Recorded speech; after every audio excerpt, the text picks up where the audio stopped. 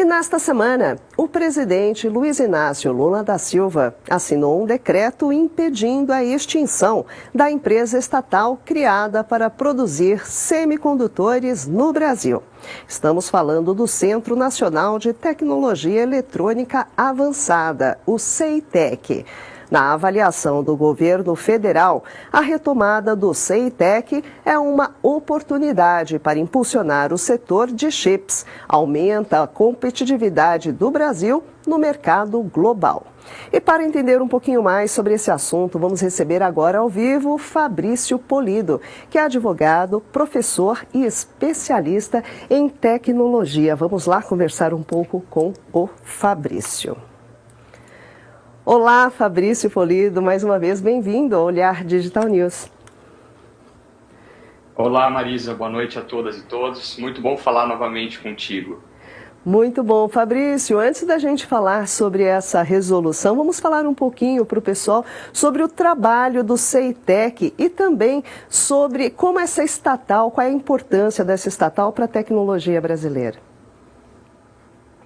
Perfeito, Marisa. Bom, acho que é importante olhar para os anos 2000, quando o governo federal havia iniciado um trabalho para apoiar o setor de chips semicondutores aqui no Brasil.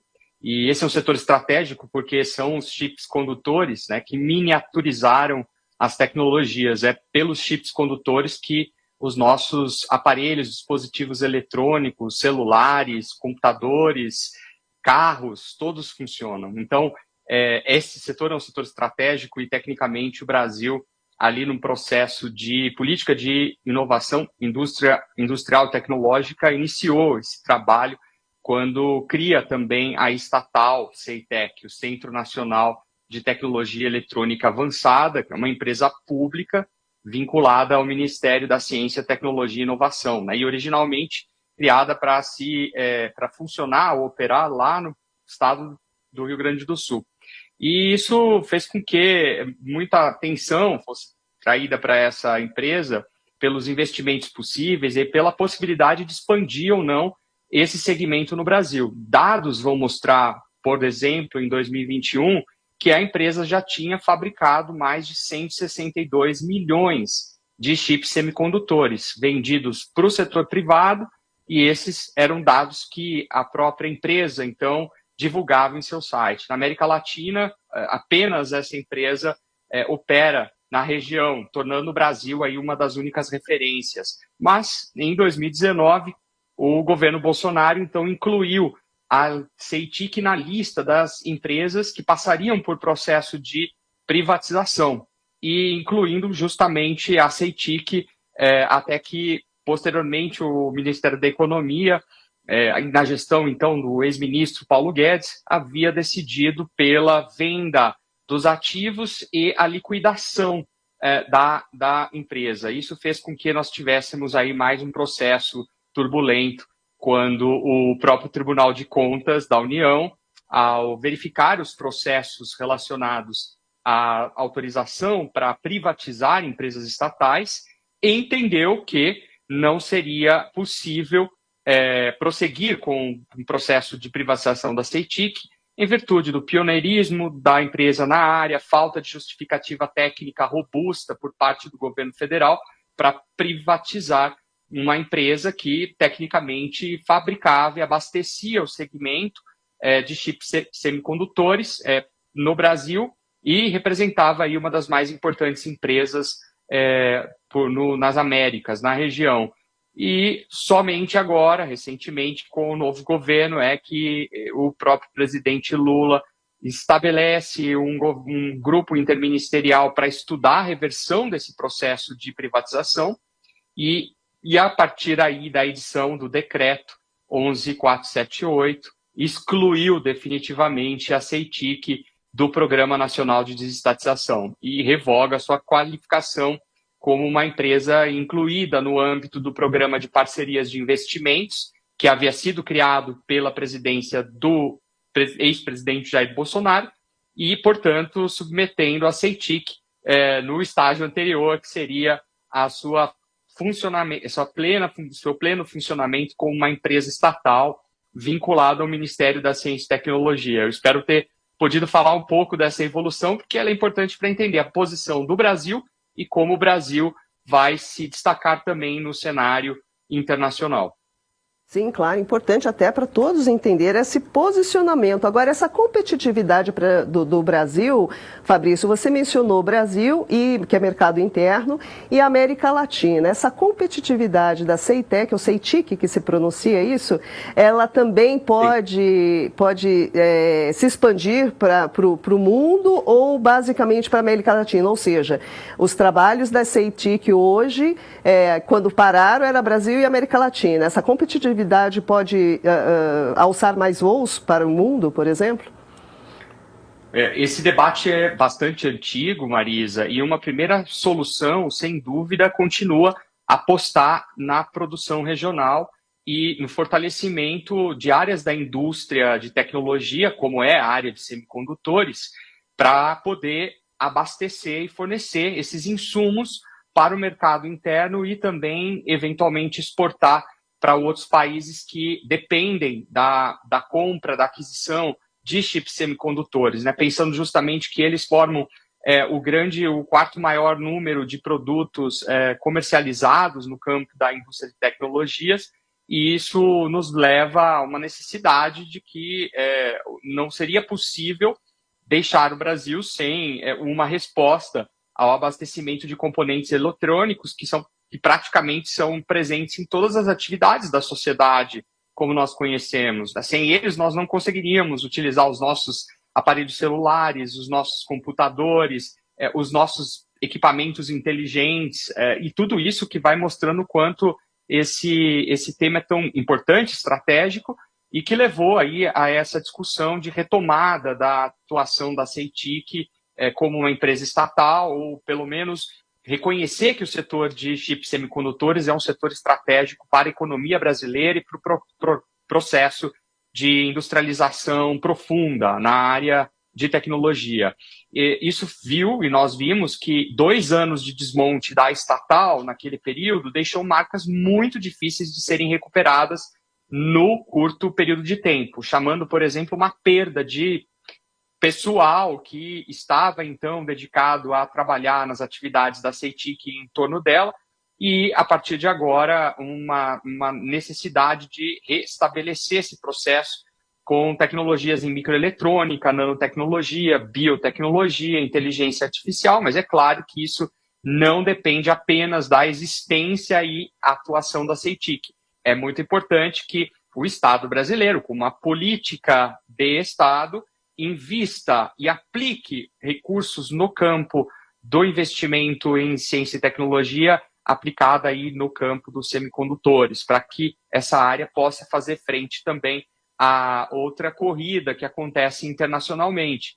E há setores da economia que demandam os chips semicondutores. Então não é algo assim tão trivial, é simplesmente de achar que basta um único fornecedor internacional, o estrangeiro, desculpe, para que o mercado brasileiro esteja abastecido, porque hoje nós encontramos em várias frentes, né? E basta ver produção local de automóveis brasileiros inteligentes e veículos híbridos elétricos, que nós observaremos essa demanda que faz parte da estrutura do ciclo produtivo na cadeia, por exemplo, da indústria automobilística. E o governo brasileiro tem feito parcerias também, como Brasil, Coreia do Sul, com memorandos de entendimentos para poder trocar esse conhecimento sobre o desenvolvimento e fabricação de chips semicondutores de várias gerações, né? Porque esses chips semicondutores, desde a década de 1970, foram sendo alterados, transformados e sendo substituídos, evidentemente. Então, esse é um ponto importante que a gente vai ver no caso brasileiro, né? E olhar para o mundo também, que é o que nos importa. Com certeza, é uma independência, né, até de uma atividade principal, né, que são os semicondutores, e entrar, quem sabe, nessa guerra aí dos chips, né, onde tem os países que estão mais à frente, Estados Unidos, China, Coreia do Sul, enfim, o Brasil trocando tecnologia também pode criar essa independência, esse que é o interesse de se fazer investimento na CEITIC, e esperamos que isso dê certo, não é, Fabrício? Exato, e lembrar que nós estamos falando justamente de uma corrida, que não é uma mera corrida tecnológica, mas é uma corrida que está num campo mais amplo, que é da geopolítica dos semicondutores, né? Países que tradicionalmente, historicamente, desempenharam esse papel de fornecedores globais de semicondutores, e foi pela pandemia da Covid-19 e o desabastecimento da cadeia de suprimentos que nos mostraram como não é possível, em pleno século XXI, um país depender exclusivamente de insumos importados para qualquer atividade dentro da cadeia ou dos setores da indústria, como aconteceu com o Brasil e outras partes do mundo. Então, isso foi muito, muito visível no caso da pandemia da Covid-19, gerando um processo do que é um processo característico, né, de perceber de como a globalização da produção industrial, e pensando essa produção que fica deslocada para algumas partes do globo, como a Coreia do Sul, China, Estados Unidos, Taiwan, não mais se justificar, porque esse processo hoje reverso, né, de desglobalização faz com que muitas das regiões acabem assumindo também políticas para incentivos em determinadas áreas de produtos e serviços que não são desenvolvidos localmente, né? Pensando no caso dos chips semicondutores. E é um setor muito estratégico, Marisa, porque continua ligado a questões de soberania nacional, como a disputa entre China e Estados Unidos, já que hoje, por exemplo, Coreia, Taiwan são grandes produtores dos chips semicondutores, concentram uma grande quantidade de importação de silício, matéria-prima, para aplicar na produção dos semicondutores. E Estados Unidos e China rivalizando, porque também tem que comprar desses países, e durante a pandemia sentiram na pele essa mesma dificuldade de dependência.